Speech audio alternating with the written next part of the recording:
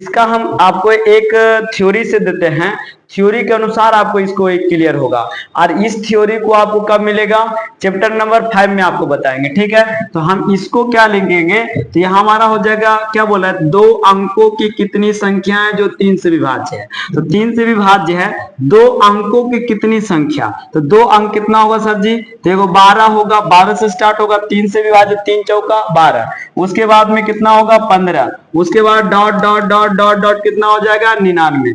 आप देखिए दो अंकों से कितने विभाजित, 3 से विभाज्य है, 2 अंकों वाली संख्या। देखो पहला को हम प्रथम पद ए कहेंगे, तो ये बराबर 12 हो जाएगा। और इसको निकालने के लिए ना तो डी निकालेंगे, तो 15 माइनस में 12 कर देंगे, तो डी बराबर कितना आ जाएगा सर जी, तो डी बराबर 3 आ जाएगा। और लास्ट वाला जो संख्या है हमारा टीएन है, तो हमें एन के वैल्यू निकालना है, तो टीएन बराबर A plus N minus 1 into D, है ना।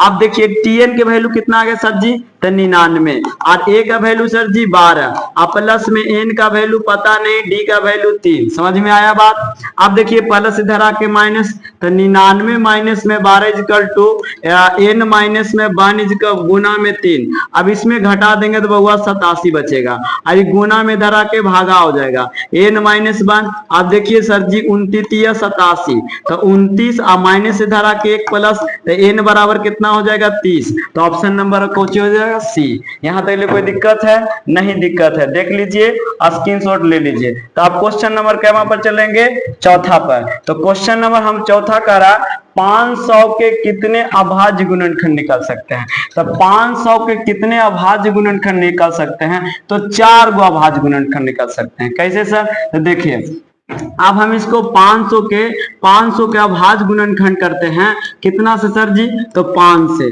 तो 5 से करते हैं अभाज्य गुणनखंड, तो 1 मरते में, फिर 0, फिर 0, फिर कै मरते में, 1 मरते में। आप ये कटेगा कि नहीं कटेगा, सर जी कट जाएगा। कितना से कट जाएगा, डायरेक्ट तो हम 5 से लगा दिए, तो यहाँ 3 से कट सकता है, 3 तिया 9, कितना बचा 1, नहीं कटेगा, 3 से नहीं कटेगा, 5 दूनी 10, 1 मिनट, 505 के कितने अभाज्य गुणनखंड, तो देखिए कितने अभाज्य गुणनखंड, अब हम इसको निकाल सकते हैं। तो 101 को हम 1 मरते निकालेंगे, तो हमारे क्या गुणनखंड हो गए, 2 गो, तो यहाँ हो जाएगा 2, ऑप्शन नंबर क्या होगा डी। किसी को दिक्कत हुआ, अभाज्य गुणनखंड मतलब एलसीएम निकाल देना, तो एलसीएम हम कितने बार में, तो हम 2 मरते इसको निकाल सकते हैं। अब इसको सिर्फ 1 मरते में लगा, 2 मरते में लगा कटेगा नहीं, 3 नहीं, 4 नहीं, 5 नहीं, 6 नहीं, किसी से नहीं कटेगा, 101 से डायरेक्ट कटेगा, तो इसका 2 ही गुणनखंड निकाल सकते हैं, तो ऑप्शन नंबर डी हो जाएगा। अब इसके अगला चलते हैं, तो अगला क्वेश्चन नंबर क्या है, क्वेश्चन नंबर 5। तो 5 नंबर हमारा क्या है सर जी, तो 5 नंबर कह रहा है कि यदि a पर पावर 3 गुना 5 गुना 3 और b बराबर 2 पे पावर 4 गुना 5 गुना 7, तो a और b का एलसीएम ज्ञात करें, a और b का एलसीएम ज्ञात करें। तो देखिए हमें एलसीएम ज्ञात करने कह रहा है सर जी, तो a बराबर आपको a बराबर दे ले है 2 पर पावर 3 गुना हमें दे ले है 5 गुना में 3, उसके बाद में b बराबर हमें दे ले है, देखिए कोई मच्छर तांडव मचा रहा है, b बराबर 2 पर पावर 4 गुना में 5 गुना में 3। बात रहा हमें एलसीएम निकालना है, तो देखिए सर जी इसमें एलसीएम है, तो इसमें 3 है, इसमें 3 है, इसमें 4 है, तो इसमें 3 तो होगा ही होगा, तो हम इसको ऐसे लिख सकते हैं। देखिए यहाँ 4 है, बढ़िया से देख लीजिएगा, तो यहाँ हम 3 कर लेते हैं, और एगो 2 यहाँ लिख देते हैं, एगो 5 यहाँ लिख देते हैं, एगो 3 यहाँ लिख देते हैं, ठीक है। तो यहाँ 7 है, 5 उसके बाद क्या है 7 कर दिए। आप देखिए ये 3 मैच कर रहा है, तो 1 गो 2 गो 3 गो निकल जाएगा, इससे क्या गो निकलेगा 3 गो। आप ये देखो 5 मैच कर रहा है, तो इसके लिए 5 निकाल दीजिए, बाकी जो शेष बचा है सबको लिख दीजिए। तो क्या लिख देंगे 2 गुना 3 गुना 7। अब इसको गुना कीजिए, आपका आंसर आ जाएगा। देखिए 2 दूना 4, 4 दूना 8, 8 पचे 40, 40 दूना 80, 8 तिया 24, 24 तिया 24 सते 240 गुना 7 कर दीजिए। तो यहाँ 0 7 चौका 28 के 8 और 7 दूनी 14, 14 2 16, 1660 है कि नहीं है, तो ऑप्शन नंबर क्या हो जाएगा बी। ऑप्शन नंबर क्या हो जाएगा बी, तो हम आगे बढ़ जाएं, इसको हम आगे बढ़ते हैं। तो क्वेश्चन नंबर अब कैमा पर हुआ, 5वां पर। तो क्वेश्चन नंबर 6 हमारा कह रहा है कि 27, 35, 13 अब 56 में कौन सी संख्या अभाज्य है, कौन सी संख्या अभाज्य है। तो इसमें से अभाज्य संख्या 3 दिख रहा है, 13 दिख रहा है, क्योंकि इसमें से न अपने से कट सकता है, खुद ब खुद कट सकता है, इसको कोई काट सकता है। देखिए 27 को काट सकते हैं, 35 को काट सकते हैं, 56 को काट सकते हैं, लेकिन 13 को नहीं काट सकते हैं। ऑप्शन नंबर क्या हो जाएगा, सी। आगे बढ़ जाएं, आगे बढ़ जाएं। Question number 7, question number 7। अब इसमें कह रहा दो लगातार संख्याओं का एचसीएफ, दो लगातार संख्याओं का एचसीएफ, लगातार संख्या, लगातार संख्या मान के चलो 1 और 2, 1 और 2 का एचसीएफ पूछ रहा है, तो क्या बनेगा, 1 बनेगा, डायरेक्ट क्या बनेगा, 1। हमें कह रहा दो लगातार संख्याओं का एचसीएफ, ऑप्शन नंबर 7 के क्या हो जाएगा, ए नंबर, ऑप्शन नंबर ए। आगे बढ़ते हैं, 7 नंबर, 8 नंबर। अब 8 नंबर क्या है कि सबसे छोटी अभाज्य संख्या और सबसे छोटी अभाज्य संख्या और सबसे छोटी भाज्य संख्या और सबसे छोटी अभाज्य संख्या के एचसीएफ। अब इसमें आपको देखना होगा कि सबसे छोटी भाज्य संख्या, तो भाज्य संख्या कितना होगा, 2। सबसे छोटी भाज्य भी है और सबसे छोटी अभाज्य भी है, तो सबसे छोटी अभाज्य क्या है, 2। सबसे छोटी भाज्य भी है और सबसे छोटी अभाज्य भी है। देखिए इसको हम भाज्य भी कहते हैं और अभाज्य भी कहते हैं। अब इसका निकाले कुछ ही कह रहा सर जी, तो हमें निकाले कह रहा एचसीएफ, तो एचसीएफ 2 से 2 में लगाएंगे तो कट जाएगा, कितना से पाएगा, 2। ऑप्शन नंबर क्या हो जाएगा, बी। तो ऑप्शन नंबर क्या हो जाएगा, बी। क्या हो गया हुआ, 8 के option number B, option number B. आगे बढ़ते हैं, तो आगे हमारा है क्वेश्चन नंबर क्या हुआ, 9वां, क्वेश्चन नंबर 9वां। तो क्वेश्चन नंबर 9वां करा दो क्रमिक सम संख्याओं का एचसीएफ, दो क्रमिक सम संख्याओं का एचसीएफ। तो दो क्रमिक सम संख्याओं का एचसीएफ, आपको क्रमिक पूछा, क्रमिक मतलब क्रम से, क्रमिक मतलब क्रम से, तो क्रमिक का एचसीएफ। तो अब इसमें क्या होगा, तो 1 और क्या होगा, 2। अब इसका बता लीजिए क्रमिक, दो क्रमिक सम संख्या, तो 1 नहीं होगा, तो 2 से होगा 4, तब 4 से भागा दे दो 2 में, तो 2 दूनी 4, ऑप्शन नंबर क्या होगा, डी। किसी को दिक्कत है, अब आगे बढ़ते हैं। अब क्वेश्चन नंबर 10, क्वेश्चन नंबर 10। अब क्वेश्चन नंबर क्या 10 में, निम्नलिखित में कौन सी संख्या अपरिमेय संख्या है। तो अपरिमेय के ढूंढेंगे, देखो ये अपरिमेय संख्या है, ये परिमेय संख्या क्योंकि 8 8 64, ये 3 3 9 और ये का वर्गमूल 1, आपा 5 25, तो ये तीनों हो गया परिमेय संख्या और ये हो गया अपरिमेय संख्या, option number A, option number A. 10 का हो गया, 1 मिनट, हाँ सॉरी, इतना बड़ा कहाँ हो जाए बाबा।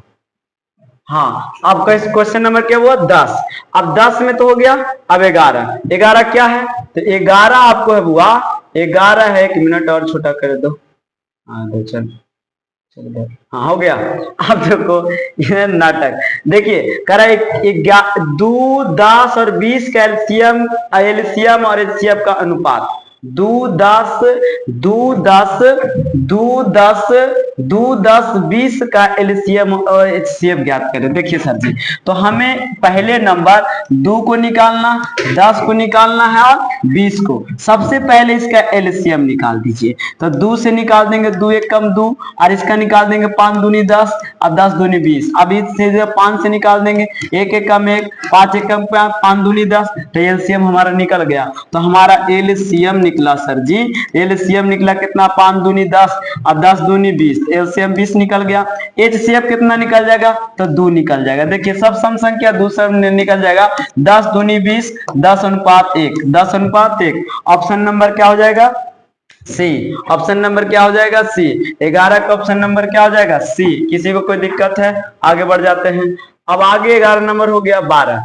अब 12 नंबर हमारा क्या है सर, तो 12 नंबर कह रहा कि 65 तथा 117 का एचसीएफ 5m - 117 के रूप में है, तो m का मान ज्ञात करें। देखो कह रहा 65 तथा 117 का एचसीएफ